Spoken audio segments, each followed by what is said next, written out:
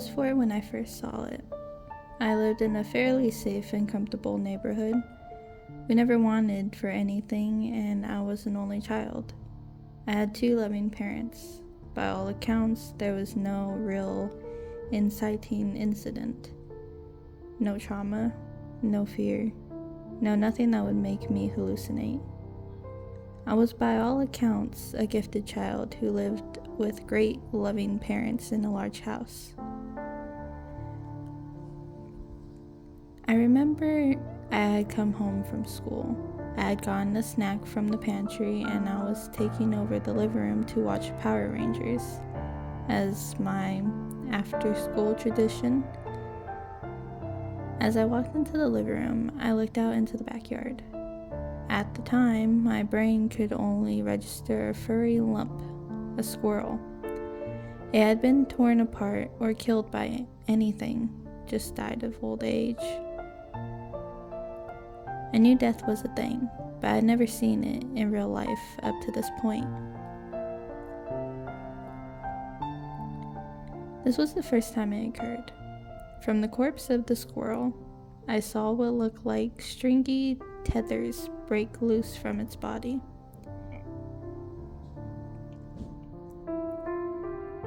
Earth-real blue things, barely thicker than twine, pulling apart as I saw a ghostly blue version of the squirrel emerge from its body.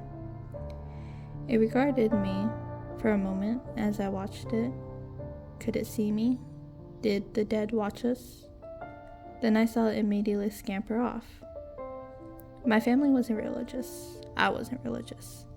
We were Christian, sure, but we didn't exactly visit church every Sunday, nor did we avoid specific vices or espout virtues. Still, we believed in the basics. When you die, you go to heaven if you're a good person. Hell, if you're a bad person. But at the time, I called it heck. Seeing this, well, I didn't know what to do. How was a 4-year-old supposed to handle this? Instead of watching TV, I went to my mom in the office. She was busy on the computer, having a serious talk with someone I didn't know. And are you sure it's nothing serious? If you... I'll call you back. We'll pick this up soon. Sure. Goodbye. She hung up the phone, turning in her chair to look at me. Yes, Danny? Mom, there's a squirrel in the backyard. I'm sure there is, honey. Is all you wanted to say. Mom, I think it died. Her face twisted in a look of revulsion. All right, dear. Let me get Daddy to take care of it. She left the office. I could hear her calling, Jacob. Jacob. Baby. Need you to do something for me. She didn't get it. I mean, how could she? What was there to understand? And I didn't exactly blurt out that I saw a ghost. I was 4.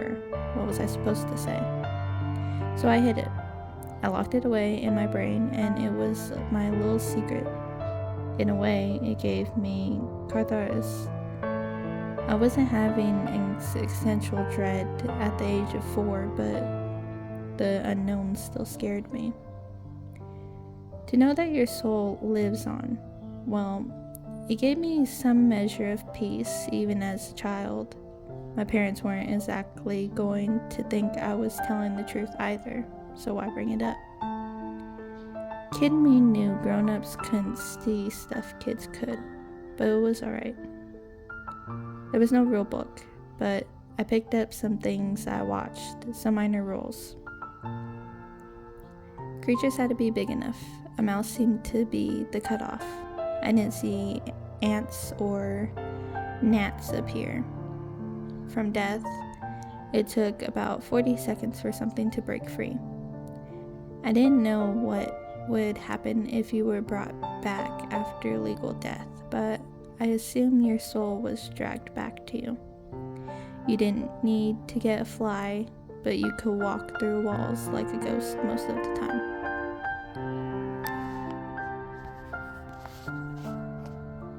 That was about all I had gathered for about a few years. Things were good for those 2 years. I had my secret nobody else knew, and it gave me peace. I knew one of the great unknowns of humanity. Me, a kid. I felt like a genius. Then the greater truth was revealed. It was December 8th, at about 6:15 in the morning on a Sunday, that things went to hell. I had been dreaming peacefully when the scream woke me up. I bolted upright, almost too afraid to speak. My room was on the second floor of the house, and my parents were down the hallway. If I screamed, I'd wake them. I had nightmares before. Was that all it was? Just a bad dream and a sudden scream? When you're a child, your mind tricks you to justify things. It couldn't trick my eyes, however. Across the street from us was Jeffrey Randman's. Mr. Randman's was an old guy, not quite senile, but his best years were behind him. He was a kind man. I loved going to his house when we went trick-or-treating. He liked to boost. He gave out full-sized candy bars that made him my favorite neighbor. I got out of bed to see where the scream had come from, as it had been outside my window and across the street. Was Mr. Ryman's in danger? I didn't know, but I had to look. Mr. Ryman's was entirely blue, just as I'd seen other dead things before, but he wasn't acting like himself. He was panicked. He was in his pajamas, howling, screaming, running through walls. He had died, probably from old age, but this wasn't like the squirrels or rabbits I saw. No, he was screeching, sprinting, sometimes going through walls, sometimes hitting them. It's like his body wasn't solid enough. It scared me. I ran down the hall, heavy steps, ignoring how early it was. As I'd entered my parents' room, I went to my dad's side of the bed. "Dad," I'd say. "Dad, wake up. Can you wake up?" He'd groggily groan, leaning over to look at the alarm clock. "Hey, bud, it's really early. You okay? Nightmare?" he'd ask. Sitting up from the bed, Mom wouldn't wake up, heavy sleeping. "I think something bad happened to Mr. Myron's." Why so, buddy?" "Just a bad feeling." "Nightmare?" "No, Can you go check on him?" Mr. Ryman's might be sleeping. You know he's an old guy, Dad told me. Dad, please. Can you? Please. His eyes said, "I'm not going to sleep until I do this, am I?" But his face said, "Anything for you, sport." He'd pushed himself up, getting his slippers on. All right, I'll go check on him." As Dad went downstairs, I returned to my room. I'd watched from the second story window, hearing him open the door and close it. Dad waved at passing joggers, exchanging a quick discussion before he'd walk across the road, all the while Mr. Ramon's spirit continued to howl, flail, scream. I don't think he knew where it was or what was going on. Dad knocked on the door. Silence. Dad looked concerned for a moment. He knocked again. Silence. Now I think he knew something was wrong. He'd do anything to jog back across to our house, where I had heard him in the kitchen grabbing the phone and talking to someone. I hoped to see Mr. Ramon's spirit calm down, but he just kept screaming, kept running through his rooms and through his walls. There's a danger in nature. When an animal gets wounded, it calls for help. Sometimes a kind human finds it and pulls it out of a trap. Other times, a fellow murderer of the species finds it and saves it.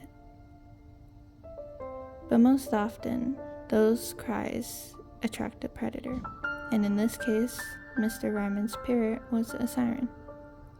I stayed glued to the window, watching the scene, my eyes switching between the actions in the physical world as an ambulance pulled up and the spiritual world.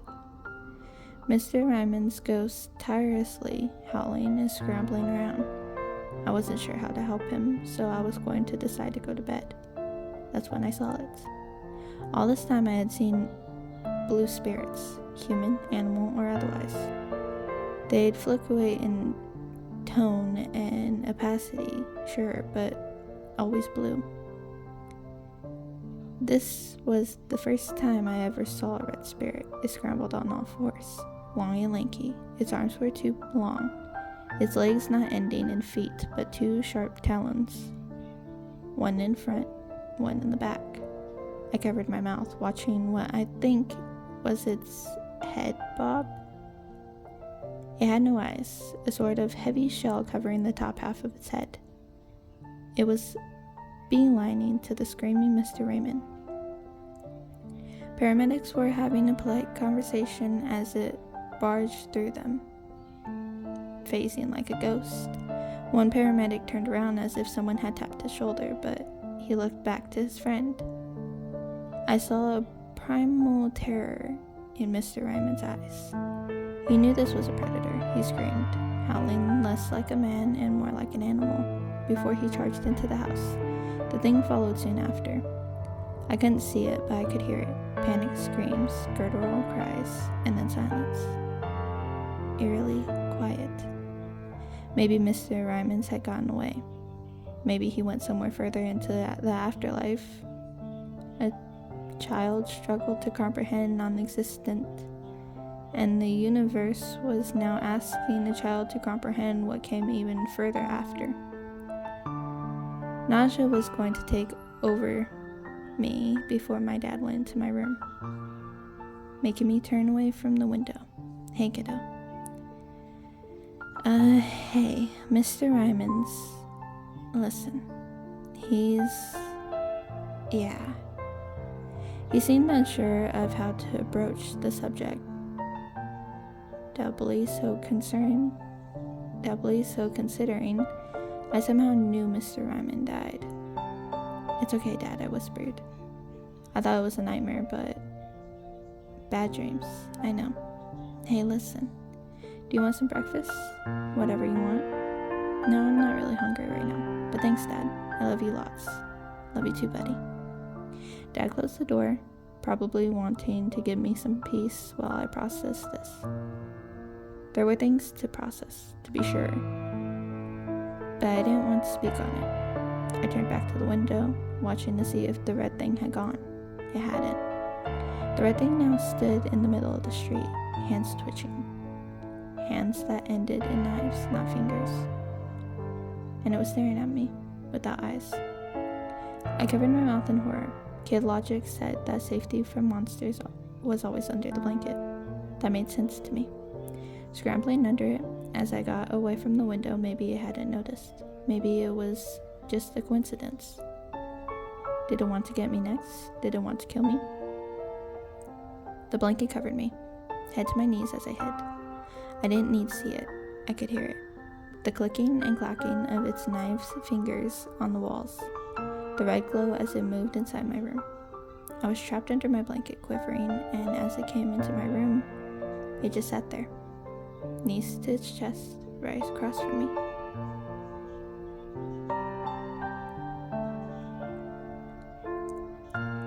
Time seemed to slow. Did I sit under the blanket for a minute? 20? 2 hours? I don't know. But it wouldn't leave, sitting there, watching me. I felt bile well in my throat. I wanted to throw up from panic and dread. Experimentally, and against the child's code of what kept you safe, I removed the blanket. The thing was easily 7 feet tall, maybe more, but its arm length had to be about 8 or more. The shell on its head was more of a camperance, fused to the top of its head like a helmet, leathery red skin, taut and tight, like leather stretched over muscle. The worst was the mouth. It had no lips, no jaw, no normal teeth. What instead I saw was a slowly rotating blender of a hole. Sharp and jagged, it was uncanny to feel a stare with no eyes upon you. Well, we locked gazes, or at least I think we did. As I trembled in bed, I think I had peed myself, quivering, watching it observe me.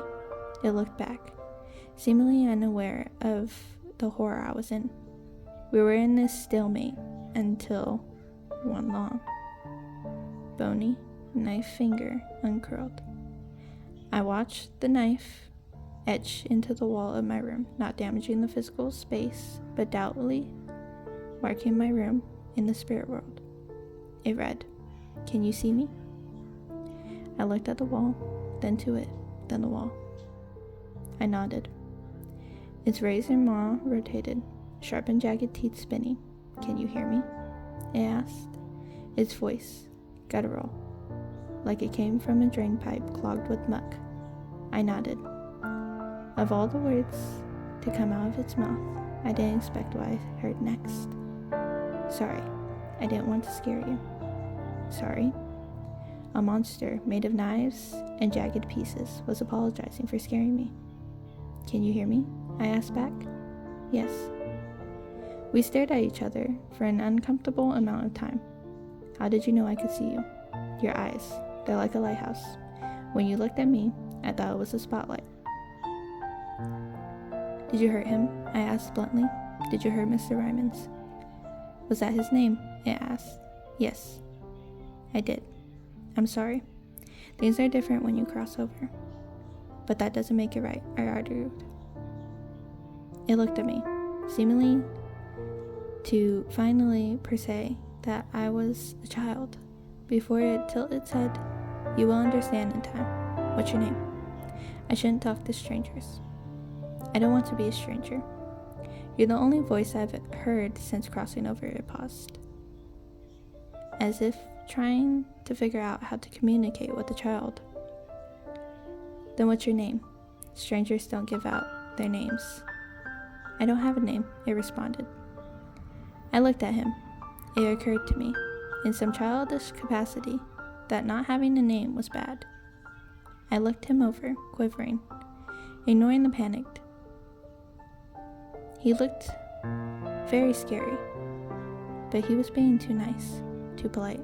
Just because someone looked horrible didn't mean they couldn't be good. "Rocky," I'd say. "Your name is Rocky." "Why?" it asked, tilting its head. "Rocky the Red Ranger. You're red, so you're Rocky." "What's the Red Ranger?" I stared at him, realizing he probably didn't know much of anything as an adult. Looking back, I realized how idiotic it all was. The juvenile despair to help. Ignoring my own safety, because I felt I was special. Nothing bad ever happened to special people. Spoke the childlike mind.